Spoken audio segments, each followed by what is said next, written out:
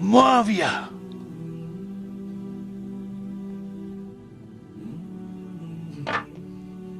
तुम्हें 2 लिबास और पेट भर के खाने से ज्यादा क्या चाहिए?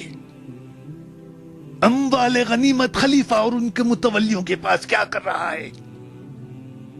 अपनी जाती सरवत की तरक्की, इस भूखी उम्मत की खुशहाली या आबादी के लिए खर्च हो रहा है? सर अबू जर गिफारी रज़ियल्लाहु ताला अन्हु के तो हालात बयान करने के लिए बड़ा पत्थर का दिल चाहिए, इतने सोजो गुदास वाली जिंदगी।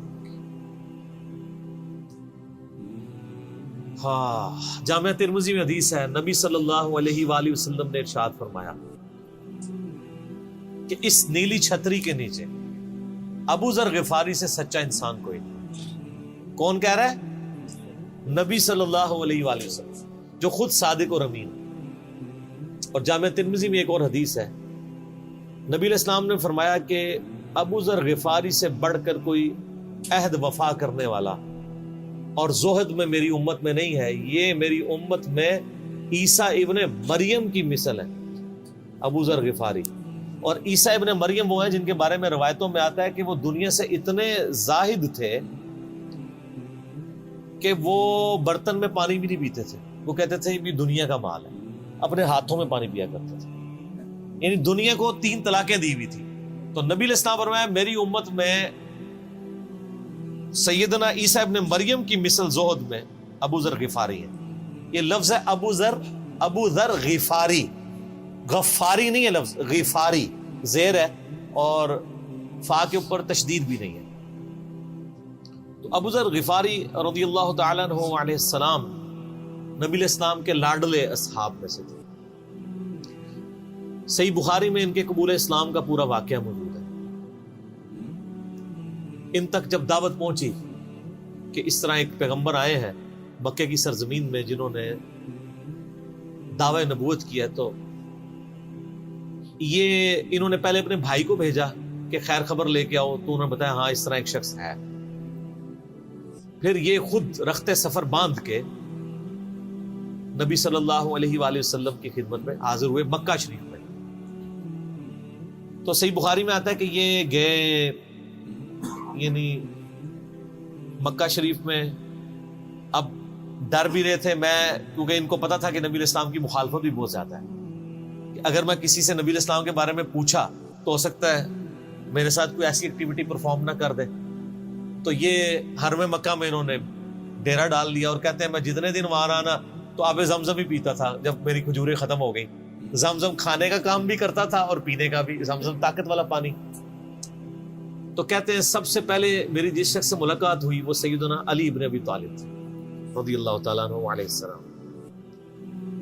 तो कहते हैं हजरत अली ने जब मुझे ऑब्जर्व किया ना तो मुझे अपने साथ घर ले गए कि परदेसी है, खाना शाना खिलाया, रात ठहराया। कहते हैं ना उन्होंने मुझसे पूछा कि किस लिए आए हो, ना मैंने उनको बताया।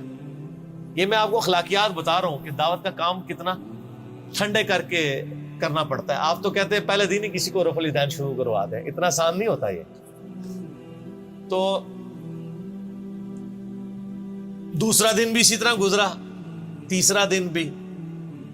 तो 3 दिन के बाद अबू जर गिफारी ने खुद हजरत अली पे एतमाद किया और उनको अंदाजा हुआ कि ये बड़ा, तो उन्होंने कहा मैं यानी एक, और हजरत अली ने भी एक्सपोज नहीं किया कि मैं नबी इस्लाम के करीबी लोगों में से हूं। तो उनका कि मुझे तुम एक अच्छे इंसान लगे हो तो मैं इस काम के लिए आया हूं, तो तुम मुझे गाइड करो मोहम्मद इब्न अब्दुल्ला के बारे में, मैं उनसे मिलना चाहता हूँ सल्लल्लाहु अलैहि वसल्लम। तो सैयदना अली ने कहा कि वाकई वो तो अल्लाह के पैगंबर हैं और इस तरह। तो फिर वो हजरत अबू जर गिफारी को नबी इस्लाम के पास ले गए। नबी इस्लाम के पास थोड़ी देर बैठे, उन्होंने इस्लाम कबूल कर लिया। और सर इस्लाम क्या कबूल किया, इतना आला दर्जे का ईमान। नबी इस्लाम फरमाया तुम अपने कबीले में वापस चले जाओ, जब मक्के में हमारा गलबा होगा या कोई अल्लाह ताला राह निकालेगा, अभी तो जो भी इस्लाम कबूल करता है उसकी फैंटी लगती है, तो मैं कोई ना कोई तुम्हें मतलब बता दूंगा, अभी तुम अपना ईमान पोशीदा रखो, अपने इलाके में चले जाओ। उनका या रसूलल्लाह ऐसे नहीं हो सकता। वो जनाब आगे मक्के खाना काबे के अंदर आके उन्होंने कहा मैं गवाही देता हूं कि अल्लाह एक है और मोहम्मद सल्लल्लाहु अलैहि वसल्लम उसके रसूल है। तो मुशरिकीन अरब उन पे टूट पड़े, खूब मारा। हत्ता कि अब्बास बिन अब्दुल मुत्तलिब जो उस वक्त तक मुसलमान नहीं हुए थे, नबी इस्लाम के चचा थे, لیکن چونکہ بنو ہاشم سے تھے اور بنو ہاشم آپ کو پتہ ہے متولی تھے کعبہ شریف کے، انہوں نے اپنے آپ کو ابو ذر غفاری کے اوپر گرا لیا کہ تاکہ ان کو کوئی مارے نہ. انہوں نے کہا تمہیں پتہ نہیں ہے قبیلہ یعنی غفاری قبیلے سے تعلق رکھتا ہے تو اس کے قبیلے کے لوگ آ کے یہاں پہ لڑائی کریں گے ہم سے.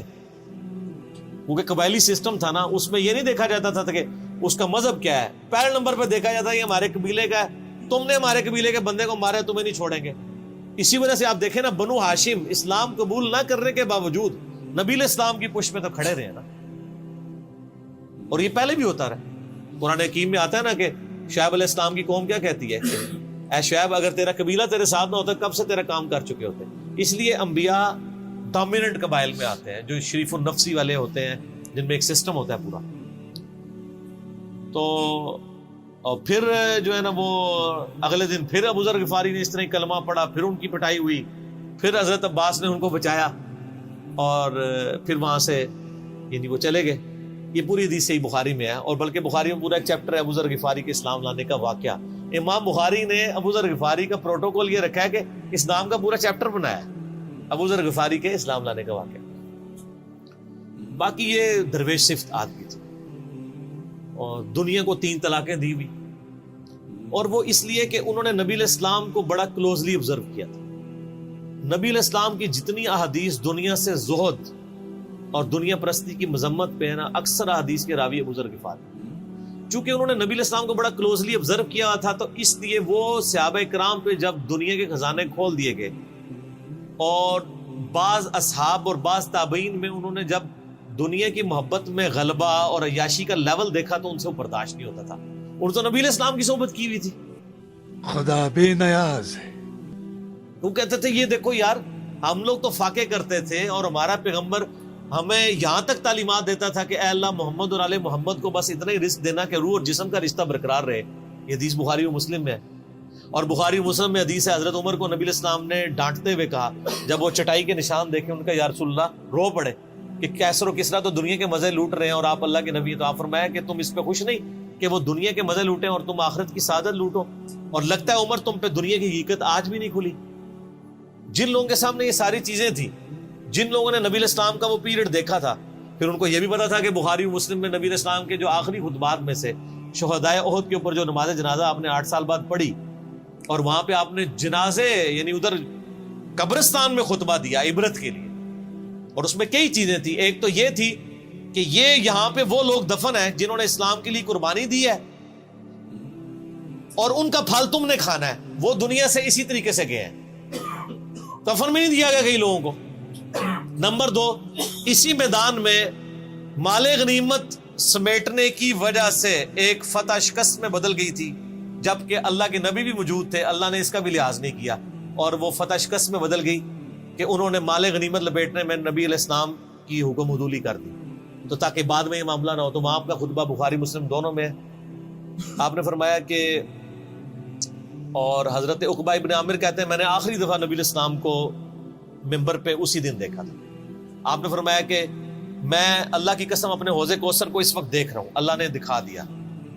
اور آپ نے فرمایا کہ مجھے یہ خطرہ نہیں ہے کہ تم میرے بعد شرک کرنے لگو، لیکن مجھے ڈر ہے کہ تم دنیا کے مال میں پھنس جاؤ گے اور پھر تم ایک دوسرے کو قتل کرو گے جس طرح اگلی قوموں نے کیا، اور تم بھی تباہ و برباد کر دیے جاؤ گے جس طرح اگلے.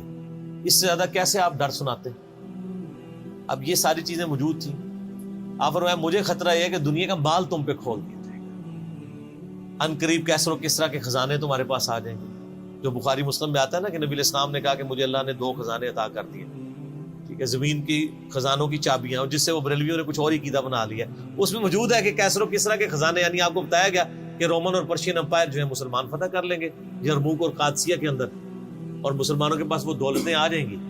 پھر آہستہ آہستہ وہ بھی اسی دنیا کی محبت کا شکار ہو جائے گی. اب یہ ساری باتیں حضرت ابو ذر غفاری کے سامنے تھی، حتیٰ کہ صحیح بخاری میں آتا ہے کہ ابو ذر غفاری کہتے ہیں مجھے دن یاد ہے کہ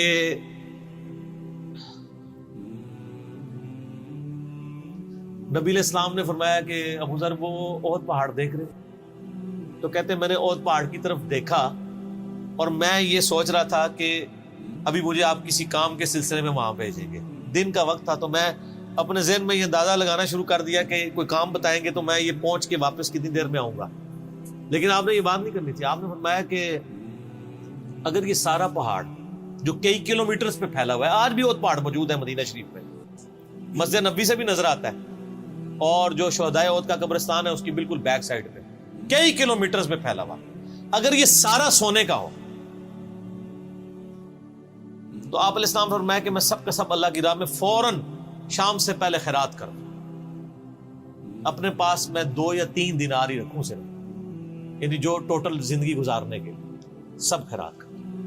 اب مجھے بتائیں, جن لوگوں نے, یہ بزرگ غفاری راوی, جن لوگوں نے یہ حدیثیں حضور سے سنی ہوئی تھی, جب وہ یہ دیکھتے تھے کہ رومن اور پرشین امپائر کے گرنے کے بعد جب مسلمانوں کے پاس خزانے آئے ہیں اور حضرت عثمان کے دور میں لوگوں کے لاکھوں روپے آج کے وظیفے لگ گئے ہیں گھر بیٹھے, وہ بھی انہی عیاشیوں میں پڑ گئے, تو ان کو یہ چیزیں ہضم نہیں ہوتی تھی. تو یہ شام ہجرت کر گئے تھے. نبی علیہ السلام نے پہلے ہی کہا تھا, المستدل الحاکم میں تو ڈیٹیل موجود ہے. آپ کس بت کی شبیہ ہے, اتنا وقت. پھر کبھی اگر سنا کہ تم نے کوئی فتویٰ دیا ہے تو تمہاری زبان کھینچ لوں گا. جاؤ دفع ہو جاؤ. یہاں پہ میں آپ کو ضمن بتا دوں, اکثر لوگ صحابہ کرام کے حالات و واقعات کے بارے میں پوچھتے ہیں, مطلب پوری زندگیاں لگ جائیں تو وہ واقعات بیان کرتا رہے انسان, ختم نہیں ہوتا. اس میں 3 بڑی کتابیں ہیں جو یعنی اہل سنت کے ائمہ نے لکھی ہیں. اس میں جو ٹاپ آف دا لسٹ کتاب ہے وہ ہے اسد الغابہ. امام ابن اثیر المتوفی 630 ہجری نے 8000 صحابہ کے حالات و واقعات جمع کیے ہیں اس کے. یہ اردو میں ترجمہ ہو چکا ہے شرح کے ساتھ. اس کی شرح لکھی ہے الاصابہ, امام ابن حجر